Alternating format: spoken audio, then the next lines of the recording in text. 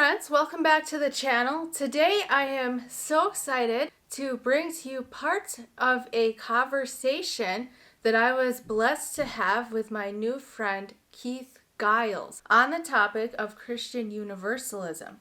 Keith Giles has written a book entitled Jesus Undefeated, which I will link in the description. He also offers a class called Square One for people who are deconstructing from their faith. And really what he does is walks people through the deconstruction and reconstruction process so that people aren't just left deconstructing and then they're actually able to build their faith back. So I will put a link to that in the description and also to his blog on Patheos.com. So be sure to check out Keith's information in the description. Without further ado, here is the video clip from our conversation. Enjoy!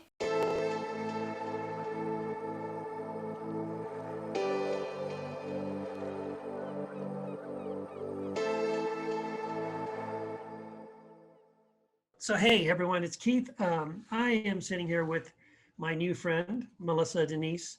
We were just talking before the recording. I found, Melissa, I just kind of tripped over your YouTube channel. It's called Love Covered Life. Is that correct? Yes, that's correct. And man, you got some pretty bold and very well thought out, very well answered arguments for this topic of universalism or universal reconciliation, which is what I really loved about your channel. And I just thought, hey, I need to sit down and talk to Melissa about this topic. It's something that you and I share an interest in. So anyway, thank you, Melissa, for joining me for this conversation. Thank you so much for having me. I'm really excited, and thank you for your kind words about my channel. So talk about that a little bit. Why did you start this YouTube channel, Love Covered Life? What was the original idea? Well, to be honest, I started the YouTube channel because I wanted to share the thoughts that I had going around in my head, because I was raised within fundamentalism like a lot of us are. And then I started going through this shift within myself, and all my beliefs were changing. And I just thought, I have to talk to someone about this. There's got to be people out there who are thinking the same thoughts. And people just responded. So I'm curious, on your YouTube channel, when you've done, by the way, you've done these great videos where you've gone through all the different objections and you've done a wonderful job of explaining it. You know what? I want to see if you can remember the one. I just saw this one the other day that you did. It was something like that if everyone is saved, then sort of like, why did Jesus have to die? And doesn't that diminish the cross? I thought it was, and your answer was great. I do understand where the question is coming from, because I was raised with that, but at the same time, how does that make sense? Because obviously Jesus had to die so that everybody could be saved. Right. So and that magnifies I'm sorry, go ahead. No, you go ahead. No, I'm just agreeing with you. Yeah, that magnifies what he did, because he's saving everything as opposed to just a few. So how would it diminish what he did? Right. Yeah, it is really odd. I think a lot of the objections come from the indoctrination thing, like where we've been told, and we've heard so many sermons about, because of what Christ did, blah, blah, blah. And so it's like, well, no, if you're saying now that's not what happened, then now everything else doesn't make any sense. It's sort of like, well, no, you just have to go back and rethink it. This idea, so that if everyone is saved, then, why follow Jesus, or what's the point, or, why preach the gospel, and those kinds of things. So like, how do you respond to those kinds of reactions? I'm sure you get them all the time. Yeah, well, if everybody is saved, why preach the gospel? So that we can reap the benefits of it now. And also another thing, a lot of people don't understand when they hear the word universalism, they think, well, we believe everybody's going to die and wake up in heaven. No, there's still consequences for our actions. So why would you want to risk having some type of consequence, why don't you just accept the life and everything that Jesus brings to you now and start living in that now? Because Yes. I also, the way I was raised, now I know not all Christians see it this way, but salvation was really about what happens after you die.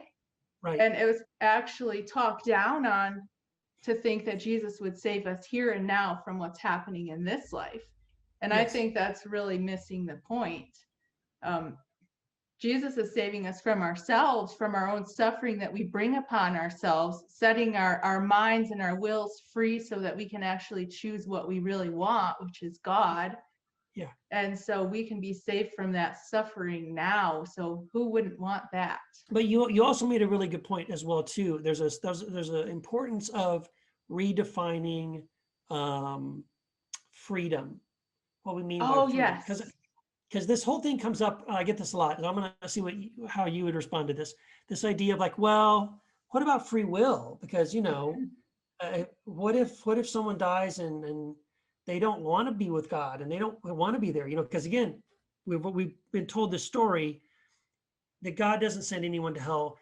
We choose, to go there. We reject God, and so it's our choice. It isn't God's choice. And so God needs to. My free will can't be infringed upon.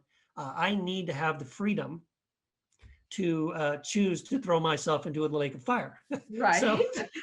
so what are your thoughts on that? Yeah, that's one of my favorite topics. There's so many angles we could come at it from, but really, first of all, how powerful is God? I mean, okay, what parent would allow their child to run into traffic so as to not violate their free will? Because I love them so much, I don't want it. They're having so much fun running into the traffic, Yeah, so how powerful is God? Is God more powerful than hell? Is God more powerful than sin? That's the first question we have to ask. But also, what is free will? And Yes. do we really have it? Honestly, is a valid question because we are acting here out of, the Apostle Paul says we're slaves, our minds are slaves to sin. And so everything that we are doing, David Bentley Hart makes this point in his book, That All Shall Be Saved, that our will is not truly free unless we're actually choosing God. And everything that we're doing, we are doing because we want peace, because we want happiness. And what can bring that peace and happiness? God.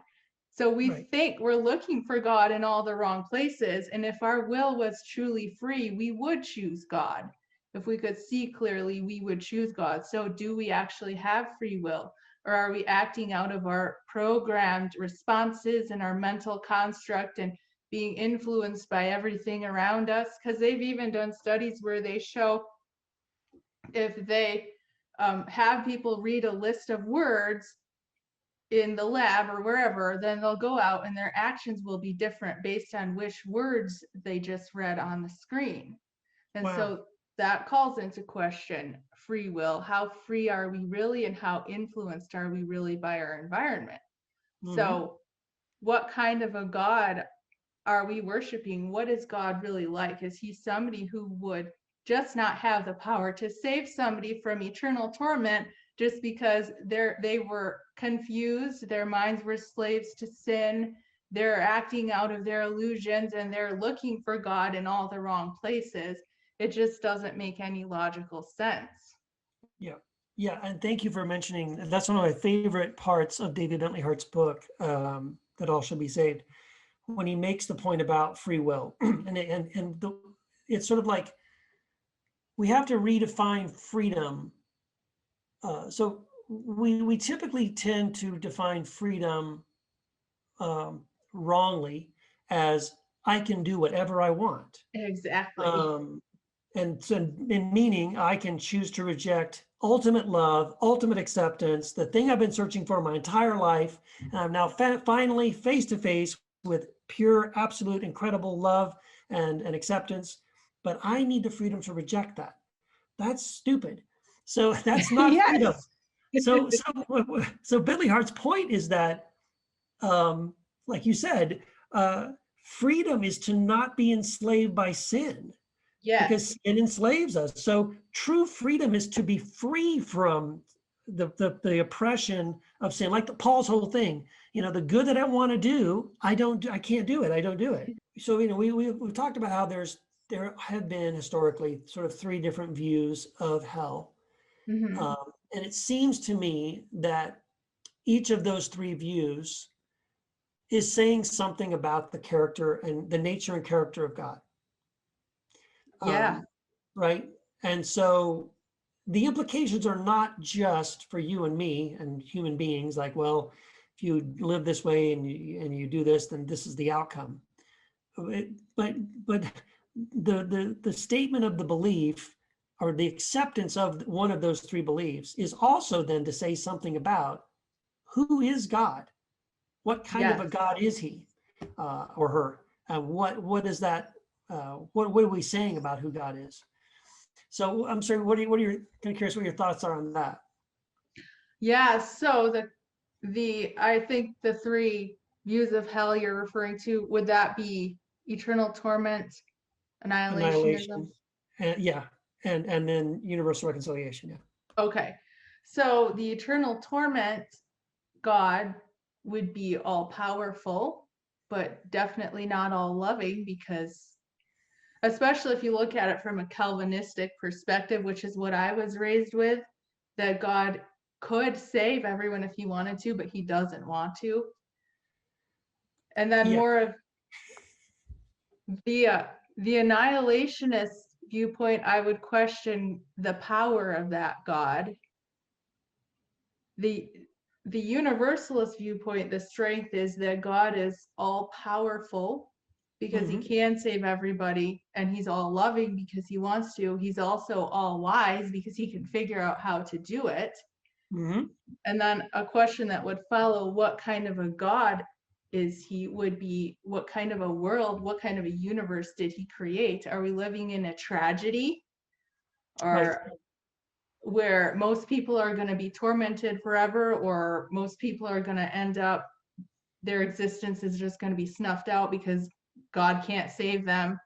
Or are we living in a good, benevolent, and safe universe? Is God a father? Are we his children? Does he have everything under control? Can we trust him? So the universalist God, yes, we can trust him. Yes, he has everything under control. Yes, we are his children. He loves us. He would never let anything happen to us that could truly hurt us, just like any good parent would not. Yeah, exactly. Yeah, that's exactly right. I think, and that was one of the things too, as I was looking at it, or realized like how these views are saying something about the character and nature of God, like the God of eternal torment, like you said, he's a torturer. Yeah, a monster, a psychopath. Any human who did that would be a psychopath. Right. And then I think, like, even if that God, if that's, let's just for a minute, let's say that is who God is. That's the nature of the true God. He's like that. And even if he said to me, Keith, I like you. I'm not going to do that to you. You get to come on in, come hang out with me over here in heaven. It's going to be great. But these other people, I am going to torture them forever. And some of them are going to be like your mom, your dad, your uncle, maybe some of your kids, some of your best friends, but not you. Like, would I want to be trapped forever in eternity with that God? Exactly. At any moment, he could just go, Keith, I don't like you anymore. Boop. I just don't want to be, that's not the God I want to spend time with. And I don't think that's who God is. I was going to say, that's such a depressing worldview to think we all deserve eternal torment, but God saved a few of us. And just like, no wonder so many people are depressed in religious circles. I used to look at people as Christians and non-Christians. Yeah. Like, saved and lost. But once you really step into the universalist reconciliation view, it shifts, right? You start to see, you don't see people anymore as lost and saved so much. Yeah, for me, it was such a huge relief, to just realize everybody is a child of God and they're on their own path, and God knows how to reach everybody in exactly the way that is right for them. And I don't have to worry about it. I can help in whatever way I'm able to, but the Holy Spirit will guide them along their path.